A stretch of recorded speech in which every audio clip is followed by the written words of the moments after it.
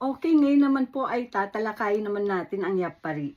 Alam mo ba, Ma'am Jocelyn, ang yappari ay ginagamit ng mga Japanese kapag tamang hinala nila, nagbagong isip nila, o may nangyaring expected talaga nila.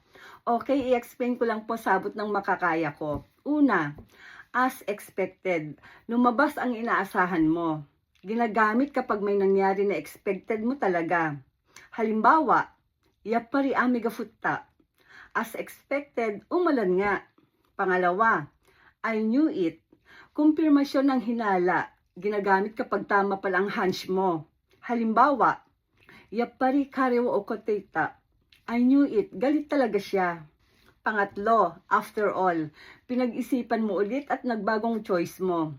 Ginagamit kapag nag-change mind ka. Halimbawa ulit, yappari ko hinisuru. Kape na lang pala ang gusto ko. Pang-apat, as I thought, tumugma sa expectation mo ang resulta kapag hindi ka nagulat sa outcome. Halimbawa ulit, yappari kanojo wa yasashi.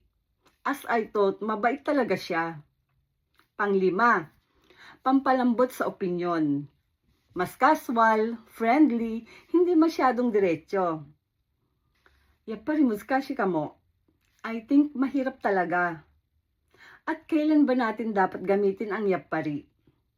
Kapag tama ang hunch mo, kapag nagbagong isip mo, kapag may nangyari na expected mo, kapag may napansin kang totoo pala. Kaya ang pinaka-meaning ng yappari ay as expected, after all, I knew it, figured, at I changed my mind. Gambate na everyone, at kung gusto nyo pa ng Japanese lesson, follow and like for more. Mata ne!